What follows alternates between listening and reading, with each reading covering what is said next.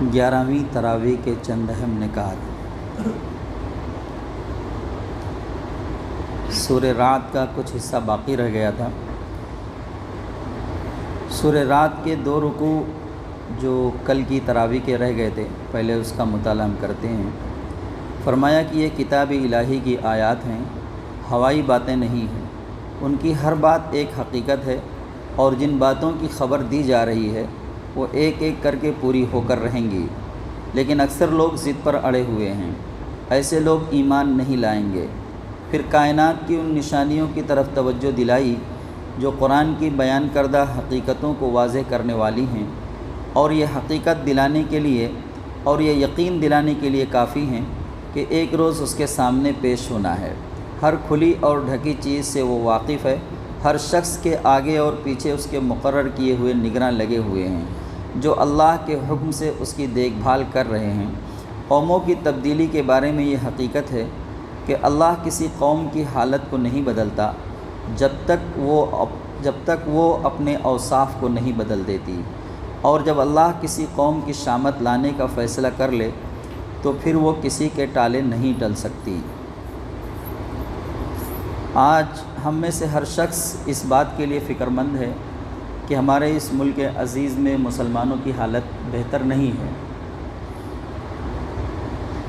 تو اس کا ذمہ دار کون ہے؟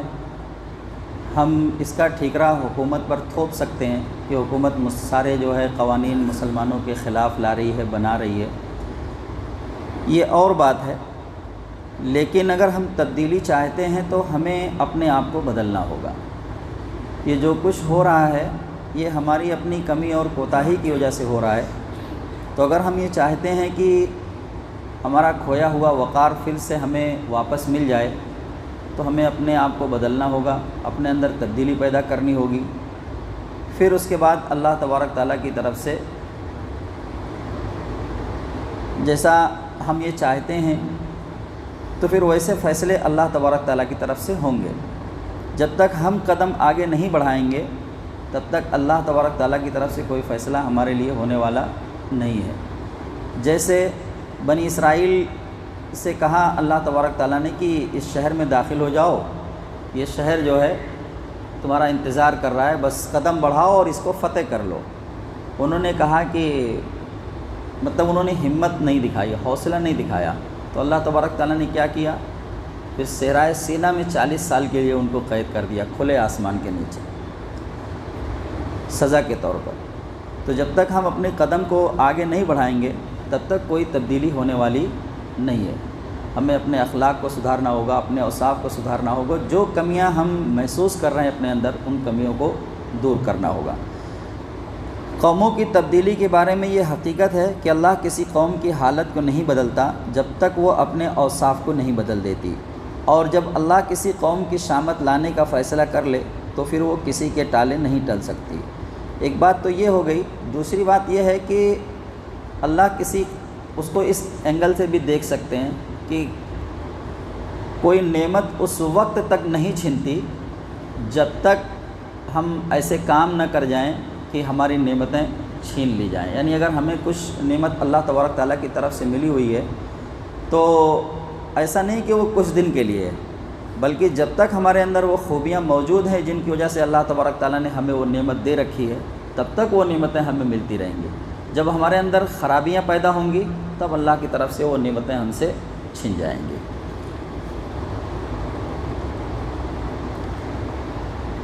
اللہ کسی قوم کی شامت لانے کا فیصلہ کر لے تو پھر وہ کسی کے ٹالے نہیں ٹل سکتی۔ کیا اللہ کے مقابلہ میں کوئی کسی کا مددگار ہو سکتا ہے؟ حق و باطل کی کشمکش کو عجیب مثال سے سمجھایا کہ اللہ نے آسمان سے پانی برسایا اور ندی نالے اپنے ظرف کے مطابق اسے لے کر چل نکلے۔ پھر جب سیلاب اٹھا تو سطح پر جھاگ بھی آ گئے، اور ایسے ہی جھاگ ان دھاتوں پر بھی اٹھتے ہیں جنہیں زیور اور برتن بنانے کے لیے پگھلایا کرتے ہیں۔ جو جھاگ ہے یعنی باطل وہ آخر اڑ جایا کرتا ہے، اور جو چیز انسان کے لیے نفع بخش ہے یعنی حق وہ زمین میں ٹھہر جاتی ہے۔ اس طرح اللہ مثالوں سے اپنی بات سمجھاتا ہے۔ یہاں سے آج کی تراویح کا خلاصہ شروع ہوتا ہے۔ فرمایا کہ جو شخص خدا کی نازل کردہ کتاب کو حق جانتا ہو، کیا وہ اس شخص کی طرح ہو سکتا ہے جو بالکل اس سے غافل یعنی اندھا ہے؟ نصیحت تو دانش مند لوگ ہی قبول کرتے ہیں، ان کا طرز عمل یہ ہے کہ وہ اللہ سے کیے ہوئے وعدے کو پورا کرتے ہیں، اسے توڑتے نہیں، جو صلہ رحمی کرتے ہیں، اپنے رب سے ڈرتے رہتے ہیں کہ کہیں ان سے برا حساب نہ لیا جائے، جو خدا کی رضا کے لیے صبر سے کام لیتے ہیں، نماز کی پابندی کرتے ہیں، اور ہم نے انہیں جو رزق دیا ہے اس میں سے وہ اعلانیہ بھی خرچ کرتے ہیں اور پوشیدہ بھی خرچ کرتے ہیں، اور برائی کو بھلائی سے دفع کرتے ہیں۔ آخرت کا گھر انہی لوگوں کے لیے ہے، یعنی ایسے باغات جو ان کی ابدی قیام گاہ ہوں گے، وہ خود بھی ان میں رہیں گے اور ان کے ساتھ ان کے باپ دادا، بیوی، بچے جو صالح ہیں وہ بھی جنت میں رہیں گے۔ فرشتے ہر دروازے سے داخل ہو کر انہیں سلام کریں گے اور کہیں گے تم نے دنیا میں جس طرح صبر سے کام لیا اس کے بدولت آج تم اس کے مستحق ہو رہے۔ وہ لوگ جو اللہ سے کیے ہوئے وعدے کو توڑتے ہیں اور قطع رحمی کرتے ہیں، زمین میں فساد برپا کرتے ہیں، وہ لعنت کے مستحق ہیں اور ان کا برا ٹھکانہ ہے۔ گویا سب سے پہلے قرآن کی دعوت قبول کر کے اللہ کے راستے پر چل کھڑے ہونے والوں کے لیے انجام کار میں کامیابی کی بشارت سنائی اور اس کی مخالفت و مزاحمت کرنے والوں پر اللہ کی لعنت کی خبر دی۔ پھر اس شبہ کا جواب دیا کہ اگر اللہ کی تمام عنایتوں کے حقدار صرف اہل ایمان ہی ہیں تو وہ لوگ کیوں رزق و فضل کے مالک بنے بیٹھے ہیں جو رات دن اللہ اور اس کے رسول کی مخالفت میں سرگرم ہیں؟ فرمایا جس کے لیے چاہتا ہے رزق کے دروازے کھول دیتا ہے اور جس کے لیے چاہتا ہے تنگ کر دیتا ہے، جس کے لیے وہ کشادہ کرتا ہے اس سے چاہتا ہے کہ وہ اپنے رب کا شکر گزار بندہ بنے، اور جس کے لیے تنگ کرتا ہے اس سے وہ چاہتا ہے کہ صبر کرے۔ اسی صبر و شکر پر دین کی ساری عمارت کھڑی ہے۔ جو لوگ اس دنیا کے کنکر پتھر پا کر غرور میں آخرت کو بھلا بیٹھے ہیں، وہ جب آخرت کے دن صابرین و شاکرین کے اجر کو دیکھیں گے تب انہیں اندازہ ہوگا کہ نہایت ہی حقیر چیز کے لیے انہوں نے آخرت کی بادشاہت کھو دی۔ ہم بھی اس غلط فہمی میں پڑ جاتے ہیں جس کا تذکرہ بھی یہاں پر کیا گیا۔ فرمایا اس شبہ کا جواب دیا کہ اگر اللہ کی تمام عنایتوں کے حقدار صرف اہل ایمان ہیں، جیسا کہ باتیں آ رہی ہیں کہ اگر ہم اچھا کام کریں گے اور اللہ تبارک تعالیٰ کے بتائے ہوئے حکموں کے مطابق اپنی زندگی گزاریں گے تو اللہ تبارک تعالیٰ نے خود اعلان کیا اپنی اس کتاب میں کہ پھر ہم اسے ایک پاکیزہ زندگی بسر کرائیں گے۔ تو ایسا کچھ ہوتا ہوا ہمیں آج نہیں دکھائی دے رہا ہے، جبکہ ہم اگر پیچھے جائیں تو اللہ تبارک تعالیٰ نے اپنے وعدے بھی ایمان والوں کے ساتھ اس دنیا میں بھی پورے کیے ہیں۔ آج ہم دھوکے میں پڑ جاتے ہیں کہ سارے وعدے تو جو ہے ایمان والوں کے ساتھ ہیں اور جو نعمتیں ملی ہوئی ہیں وہ غیروں کو ملی ہوئی ہیں، غیر ایمان والوں کے پاس دنیا کی نعمتیں دولتیں ان کے پاس ہیں۔ تو اللہ تبارک تعالیٰ نے فرمایا کہ یہ جو ہے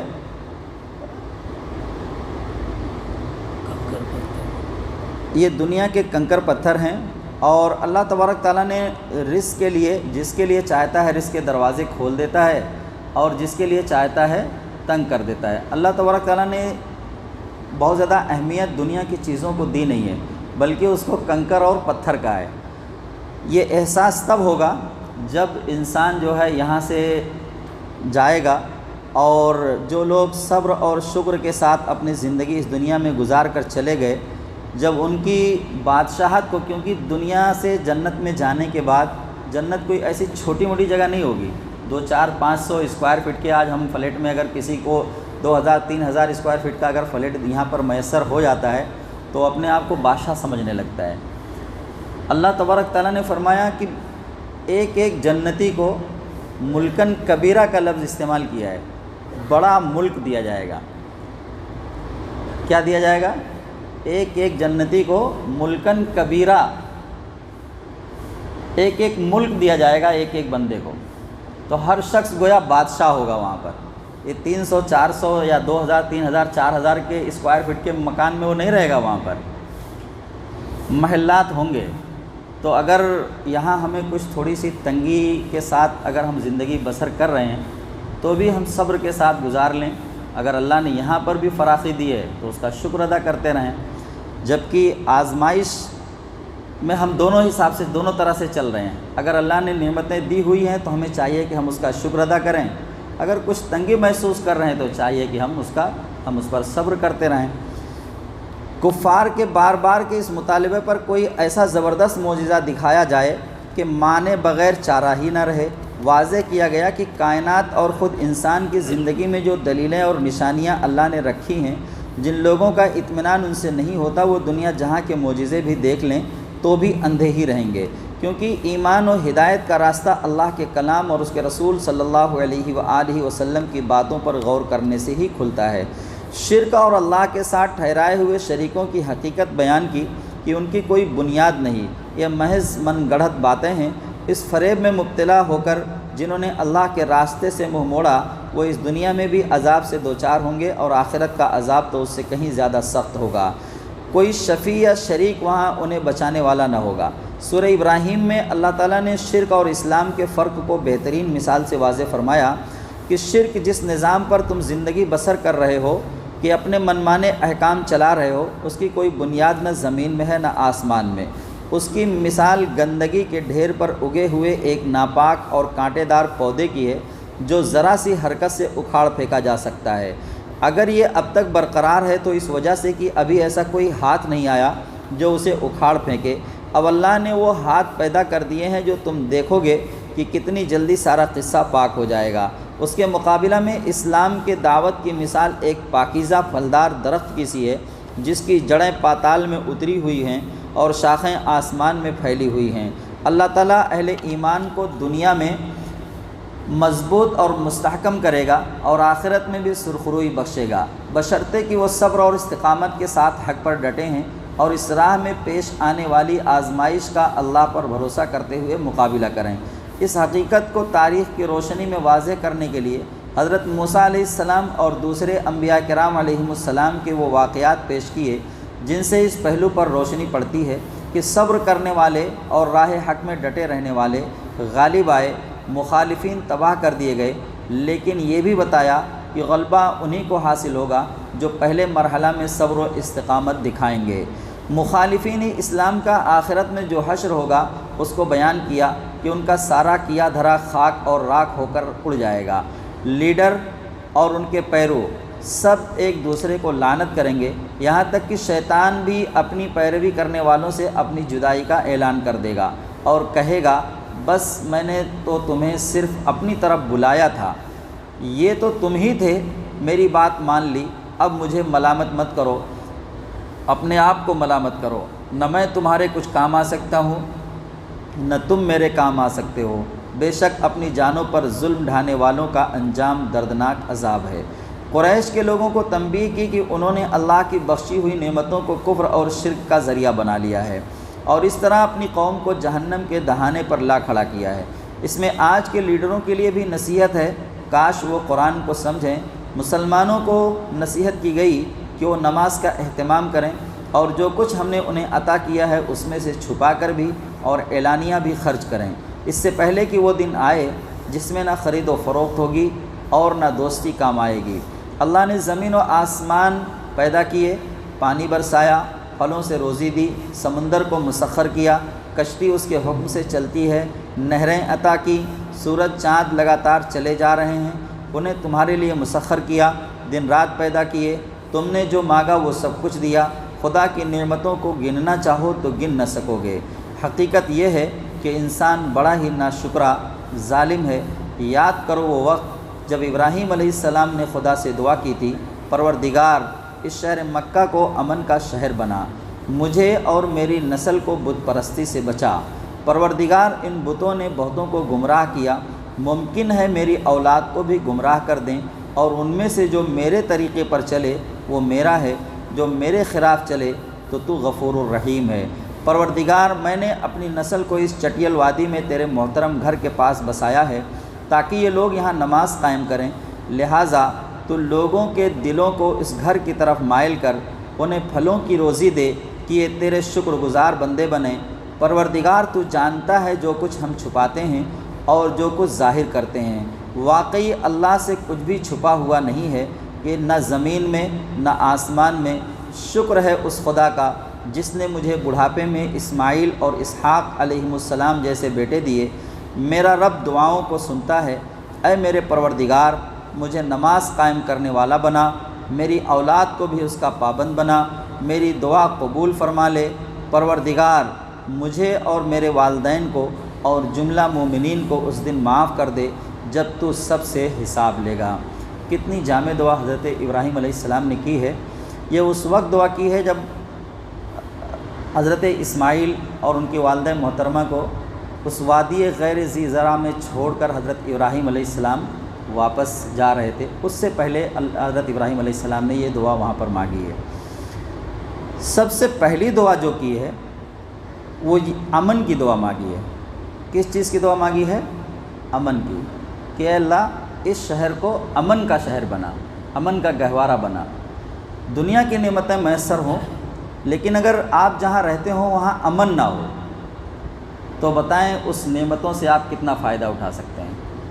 ہر وقت ایک خوف کی سی حالت ہو جہاں آپ رہ رہے ہوں تو بتائیے کوئی اچھی چیز بھی اچھی لگے گی؟ ایک خوف آپ کو سمایا ہو کسی بھی طرح کا تو کیا آپ نعمتوں کا استعمال کر سکتے ہیں؟ کھانے کے ایک لذیذ دسترخوانے کا ایک لذیذ دسترخوان آپ کی نظروں کے سامنے لگا ہو، لیکن ایک خوف مسلط ہو، کسی بھی چیز کا خوف ہو، وہ کھانے اچھے لگیں گے؟ نہیں اچھے لگیں گے، کیونکہ ایک ڈر، ایک خوف ایک دل میں بیٹھا ہوا ہے۔ تو امن کا ہونا بہت زیادہ ضروری ہے۔ آج ہمارے جو حاکم ہیں ہمارے اس ملک عزیز کے، یہ اصل میں امن کے دشمن بنے ہوئے ہیں، امن کے دشمن بنے ہوئے ہیں۔ کس کس طرح کے بیانات آ رہے ہیں، کیسی کیسی باتیں ان کی زبان سے نکل رہی ہیں کہ اگر وہ تو یہ سمجھ لیں، چاہے وہ مجبوری کہہ لیں یا صبر و ضبط کہہ لیں مسلمانوں کا، بہرحال ورنہ ہر وقت ایک جنگ کی سی کیفیت بنی ہوئی ہے۔ ایسا لگتا ہے کہ بس ان کے بیانات سن کر ابھی جو ہے فساد بھڑک جائے۔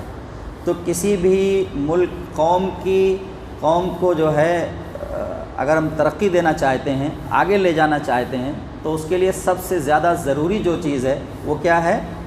امن۔ امن کا ہونا بہت زیادہ ضروری۔ ابراہیم علیہ السلام نے اتنی لمبی چوڑی دعا کی ہے، آپ نے ابھی سنا، اس میں سب سے اول درجے پر جس چیز کو رکھا ہے وہ امن ہے۔ سب سے پہلے حضرت ابراہیم علیہ السلام نے اس شہر کے لیے امن کی دعا مانگی، اس کے بعد پھر جو ہے رزق کا سوال کیا اور نماز اور دعا اور بہت ساری دعائیں انہوں نے کی، لیکن اول درجے پر امن کو رکھا۔ تو امن کا ہونا بہت زیادہ ضروری ہے۔ جہاں لڑائی جھگڑے رہیں گے وہاں ترقی کا خواب نہیں دیکھا جا سکتا۔ اللہ کو ان ظالموں کے کرتوت سے بے خبر نہ سمجھو، وہ ان کو بس اسی دن کے لیے ٹال رہا ہے جس دن نگاہیں پھٹی کی پھٹی رہ جائیں گی اور وہ سر اٹھائے ہوئے بھاگ رہے ہوں گے، ٹکٹکی بندھی ہوگی اور ان کے دل اڑے ہوئے ہوں گے۔ وہ فریاد کریں گے، اے ہمارے رب، ہمیں تھوڑی سی مہلت اور دے، ہم تیری دعوت کو قبول کر لیں گے اور رسولوں کی پیروی کریں گے۔ اللہ غالب اور انتقام کی قدرت رکھنے والا ہے۔ اس دن کو یاد رکھو جس دن یہ زمین دوسری زمین سے بدل دی جائے گی اور آسمان بھی، اور سب اللہ واحد کے سامنے پیش ہوں گے، اور تم مجرموں کو اس دن زنجیروں میں جکڑا ہوا دیکھو گے۔ ان کے لباس گندھک کے ہوں گے اور ان کے چہرے پر آگ چھائی ہوئی ہوگی، تاکہ اللہ ہر جان کو اس کی کمائی کا بدلہ دے، اور اللہ کو حساب چکاتے کوئی دیر نہیں لگے گی۔ یہ لوگوں کے لیے ایک اعلان ہے تاکہ اس کے ذریعے وہ آگاہ کر دیے جائیں اور جان لیں کہ وہی ایک معبود ہے، اور اہل عقل اس سے یاد دہانی حاصل کر لیں۔ سورہ حجر میں حضرت صلی اللہ علیہ وآلہ وسلم کو خطاب کر کے یہ اطمینان دلایا گیا کہ یہ قرآن بجائے خود ایک نصیحت ہے۔ اگر یہ لوگ اس کو نہیں مان رہے ہیں تو یہ کوئی انوکھی بات نہیں ہے۔ ہمیشہ سے رسولوں کو جھٹلانے والوں کی یہی روش رہی ہے۔ آپ کو تو جو کچھ حکم ملا ہے اس کو علی الاعلان سناتے رہیے اور مشرکوں سے دامن بچائیے۔ ہم آپ کی طرف سے ان سے نمٹنے کے لیے کافی ہیں۔ آپ تو اپنے رب کی اس کی حمد کے ساتھ تسبیح کرتے رہیے اور سجدہ کرنے والوں کے ساتھ شامل رہیے، اور اپنے رب کی اطاعت و عبادت میں لگے رہیے یہاں تک کہ وہ یقینی وقت آ جائے، یعنی موت یا قیامت۔ سورہ نحل کی ابتدا ہی زبردست وارننگ سے ہوئی ہے، بس آیا ہی چاہتا ہے اللہ کا فیصلہ، اب اس کے لیے جلدی نہ مچاؤ۔ پاک ہے وہ اور بالا تر ہے اس شرک سے جو یہ لوگ کر رہے ہیں۔ وہ اس روح یعنی وہی کو اپنے جس بندے پر چاہتا ہے اپنے حکم سے ملائکہ کے ذریعے نازل فرما دیتا ہے کہ آگاہ کرو میرے سوا کوئی معبود نہیں، لہذا تم مجھی سے ڈرو۔ اس نے آسمان و زمین کو برحق پیدا کیا، اس نے انسان کو ذرا سی بوند سے پیدا کیا، اور دیکھتے دیکھتے وہ صریحاً ایک جھگڑالو ہستی بن گیا، اور ان تمام نشانیوں کو نظر انداز کر دیا کہ اس نے اس کی خوراک اور طرح طرح کے بے شمار فائدوں کے لیے جانور پیدا کیے، سمندر جیسی عظیم الشان اور پرخطر چیز کو اس کے لیے مسخر کر دیا۔ تو کیا وہ جس نے ان چیزوں کو پیدا کیا اور وہ جو کچھ بھی پیدا نہیں کرتے دونوں برابر ہیں؟ وہ جنہیں لوگ خدا کو چھوڑ کر پکارتے ہیں خود مخلوق ہیں، مردہ ہیں نہ کہ زندہ، اور ان کو کچھ معلوم نہیں کہ انہیں کب دوبارہ زندہ کر کے اٹھایا جائے گا۔ ہم نے ہر امت میں ایک رسول بھیج دیا اور اس کے ذریعے سے سب کو خبردار کر دیا کہ اللہ کی بندگی کرو اور طاغوت کی بندگی سے بچو۔ اوپر جو باتیں آئی ہیں وہ ایسا نہیں ہے کہ صرف، اصل تو مشرکوں کو مخاطب کر کے یہ باتیں کہی جا رہی ہیں، لیکن وہ عمل جو بھی کرے گا وہ اس کا مخاطب ہوگا۔ اللہ تبارک تعالیٰ نے فرمایا جس نے ان چیزوں کو پیدا کیا اور جو کچھ بھی انہیں پیدا اور جو کچھ بھی پیدا نہیں کرتے دونوں برابر ہیں۔ یعنی اللہ تبارک تعالیٰ نے اوپر جو ہے یہ بات کہی ہے کہ خدا کو چھوڑ کر تم ان کو پکارتے ہو جو مردہ ہیں نہ کہ زندہ۔ آج ہم مسلمانوں میں بھی بہت سارے ایسے لوگ ہیں جو قبروں پر جا کر دعائیں کرتے ہیں، جو قبروں پر جا کر اپنے لیے دعائیں کرتے ہیں، اپنے لیے ان سے مانگتے ہیں۔ اللہ تبارک تعالیٰ نے فرمایا مردوں سے کیا مانگتے ہو؟ جو کچھ مانگنا ہے وہ کس سے مانگا جائے؟ اللہ سے مانگا جائے۔ ان کو تو خود پتہ نہیں ہے کہ وہ کب دوبارہ زندہ کر کے اٹھائے جائیں گے، ان سے جا کر مانگتے ہیں، سوال کرتے ہیں۔ ایک کتنی غیرت کی بات ہے، اللہ کو چھوڑ کر دوسروں سے سوال کرنا، دوسروں سے جا کر دعائیں کرنا، دوسروں سے منتیں مانگنا، اور وہ بھی مرے ہوئے آدمی سے۔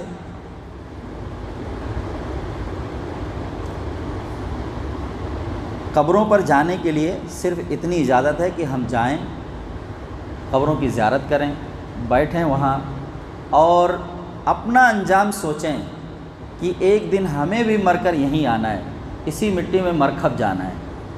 بس عبرت اور نصیحت کے لیے اللہ کے رسول صلی اللہ علیہ وآلہ وسلم نے قبروں پر جانے کی اجازت دی ہے، مانگنے کے لیے نہیں دی ہے اجازت کہ جا کر وہ قبر والوں سے ہم سوال کریں، ان سے مانگیں۔ جو کچھ مانگنا ہے وہ کس سے مانگا جائے؟ اللہ سے مانگا جائے۔ ہم نے ہر امت میں ایک رسول بھیج دیا اور اس کے ذریعے سے سب کو خبردار کر دیا کہ اللہ کی بندگی کرو اور طاغوت کی بندگی سے بچو۔ اس کے بعد ان میں سے کسی کو اللہ نے ہدایت بخشی اور کسی پر گمراہی مسلط ہو گئی۔ ذرا زمین میں چل پھر کر دیکھ لو کہ جھٹلانے والوں کا کیا انجام ہو چکا ہے۔ کیا یہ لوگ اللہ کی پیدا کی ہوئی کسی چیز پر بھی غور نہیں کرتے کہ اس کا سایہ کسی طرح اللہ کے حضور کس طرح اللہ کے حضور سجدہ کرتے ہوئے دائیں اور بائیں گرتا ہے؟ سب کے سب اس طرح اپنی عاجزی کا اظہار کرتے ہیں۔ زمین اور آسمان میں جس قدر جاندار مخلوقات ہیں اور جتنے ملائکہ ہیں سب اللہ کے آگے سرب سجود ہیں۔ وہ ہرگز سرکشی نہیں کرتے، اپنے رب سے جو ان کے اوپر ڈرتے ہیں،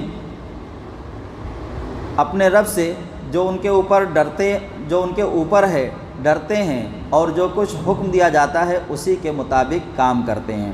اللہ تبارک تعالیٰ نے فرمایا کہ زمین اور آسمان میں جس قدر جاندار مخلوقات ہیں اور جتنے ملائکہ ہیں سب اللہ کے آگے سرب سجود ہیں۔ سرکش اگر ہے تو انسان ہے، یہی سرکشی کر رہا ہے۔ باقی اور جتنی مخلوق ہیں سب اللہ کے آگے جھکی ہوئی ہیں، یہاں تک کہ درختوں کے سائے بھی جو ہے اللہ تبارک تعالیٰ نے کہا ہے کہ درختوں کے سائے بھی دائیں اور بائیں جھکتے ہوئے جا رہے ہیں۔ اللہ تبارک تعالیٰ نے دوسری جگہ پہ فرمایا کہ کائنات کی ہر چیز اپنے انداز میں اللہ کی حمد و ثنا بیان کرتی ہے، اس کی تسبیح کرتی ہے۔ یہ درخت، کنکر، پتھر، پہاڑ، جتنی چیزیں ہمیں دکھائی دے رہی ہیں آسمان میں ہو یا زمین میں، سب اللہ کی تسبیح بیان کر رہی ہیں اپنی زبان میں۔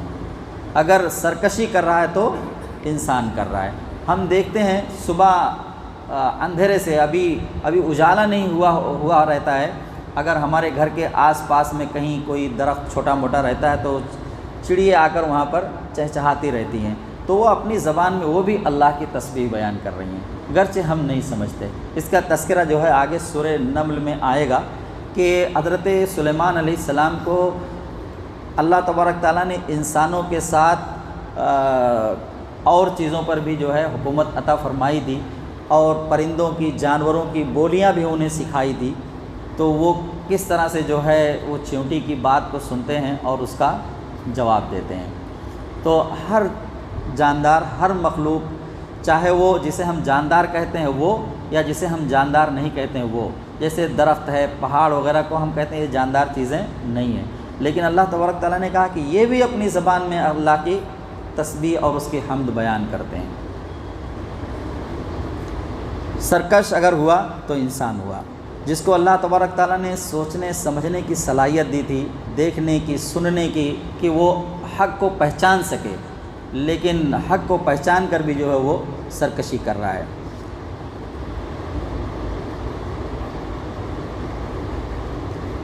زمین اور آسمان میں جس قدر جاندار مخلوقات ہیں اور جتنے ملائکہ ہیں، سب اللہ کے آگے سرب سجود ہیں، وہ ہرگز سرکشی نہیں کرتے، اپنے رب سے جو ان کے اوپر ہے ڈرتے ہیں، اور جو کچھ حکم دیا جاتا ہے اسی کے مطابق کام کرتے ہیں۔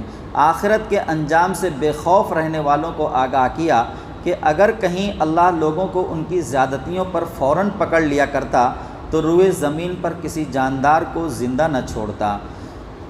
یہ اللہ تبارک تعالیٰ نے ہمیں ایک مقررہ مدت تک مہلت دے رکھی ہے۔ اب آپ یہ سوچیں کہ اگر جو ہے ہم کسی کی غیبت کرنے لگ جائیں تو اللہ فوراً ہماری زبان کو گونگا کر دے، گویا ہی ہم سے چھین لے، تو بتائیے ہم بول سکتے ہیں؟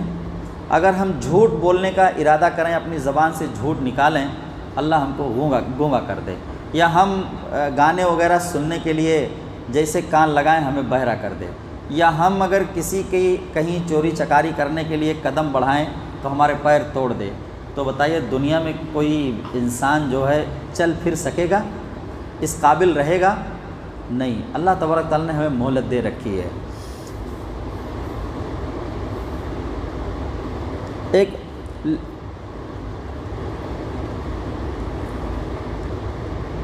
اللہ لوگوں کو ان کی زیادتیوں پر فوراً پکڑ لیا کرتا تو روئے زمین پر کسی جاندار کو زندہ نہ چھوڑتا، لیکن وہ تو سب کو ایک مقررہ وقت تک مہلت دیتا ہے، پھر وہ وقت آ جاتا ہے تو گھڑی بھر بھی آگے پیچھے نہیں ہو سکتا۔ انہیں کائنات کی اشیاء میں غور و فکر کرنا چاہیے۔ مویشیوں میں بھی ایک سبق موجود ہے کہ ان کے پیٹ میں گوبر اور خون کے درمیان خالص دودھ ہم پیدا کرتے ہیں جو پینے والوں کے لیے خوشگوار ہے۔ دودھ کے معاملے میں اللہ تبارک اس کو اپنی نشانی کے طور پر اللہ تبارک تعالیٰ نے بیان کیا ہے کہ انسانوں کے لیے اس میں نشانیاں چھپی ہوئی ہیں، کہ اگر ایک جانور کو، دودھ دینے والے جانور کو ذبح کر دیا جائے تو ایک قطرہ دودھ نہیں ملے گا ہم کو۔ دودھ دینے والے جانور کو ذبح کر کے اگر ہم دودھ نکالنا چاہیں تو ایک قطرہ دودھ نہیں نکال سکتے، لیکن اسی زندہ جانور سے کتنا دودھ نکلتا ہے، جبکہ جسم کے اندر کیا ہے، اگر ہم ذبح کر کے دیکھیں گے تو خون نکلے گا، گوبر نکلے گا۔ اسی دونوں کے درمیان سے اللہ تبارک تعالیٰ ہمیں خالص دودھ پلاتا ہے، تو یہ اس کی نشانیوں میں ہی تو شامل ہے۔ تو اللہ تبارک تعالیٰ نے اس کو نشانی کے طور پر بیان فرمایا ہے۔ مویشیوں میں بھی ایک سبق موجود ہے کہ ان کے پیٹ میں گوبر اور خون کے درمیان خالص دودھ ہم پیدا کرتے ہیں جو پینے والوں کے لیے خوشگوار ہے۔ کھجور اور انگور کی بیلیں ہیں کہ یہ تمہاری روزی ہیں اور ان سے تم نشہ آور چیزیں بھی بناتے ہو۔ سمجھداروں کے لیے اس میں بڑی نشانی ہے۔ خدا نے شہد کی مکھی کو یہ بات سکھا دی کہ پہاڑوں، درختوں اور چڑھائی ہوئی ٹٹیوں میں اپنا چھتا بنا اور ہر طرح کے پھلوں اور پھولوں کا رس چوس، خدا کے راستے پر عاجزی کے ساتھ چل۔ شہد کی مکھی کے پیٹ سے رنگ برنگ کا ایک مشروب نکلتا ہے جس میں لوگوں کے لیے شفا ہے، غور کرنے والوں کے لیے اس میں نشانی ہے، غور کرنے والوں کے لیے نشانی ہے۔ اور شہد میں اللہ تبارک تعالیٰ نے شفا رکھی ہے، ہماری جسمانی بیماریوں کی شفا رکھی اللہ تبارک تعالیٰ نے شہد کے اندر۔ دیکھو خدا ہی نے تم کو پیدا کیا، وہی تمہیں مارتا بھی ہے، تم میں سے بعض کو بدترین عمر کو پہنچا دیا جاتا ہے تاکہ سب کچھ جاننے کے بعد کچھ نہ جانے۔ آگے سورہ حج کے اندر اس بات کو اور تفصیل کے ساتھ بیان کیا ہے۔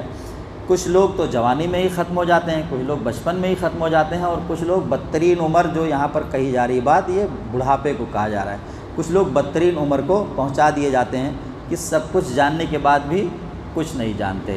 یعنی جب بڑھاپا حد سے زیادہ غالب آ جاتا ہے، جسے ارذل العمر کہا گیا ہے، تو آدمی جو ہے پھر وہ بچپن کی طرف لوٹ آتا ہے۔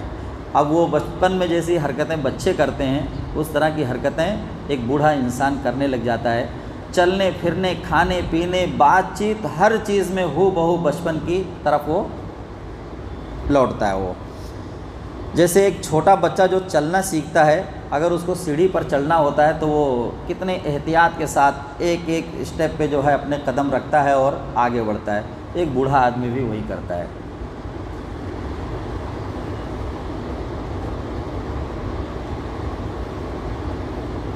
علم اور قدرت میں اللہ ہی کامل ہے، خدا نے کسی کو کم روزی دی، کسی کو زیادہ دی، جس کو زیادہ دی وہ کم روزی والوں کو نہیں دے دیتا کہ برابر ہو جائے۔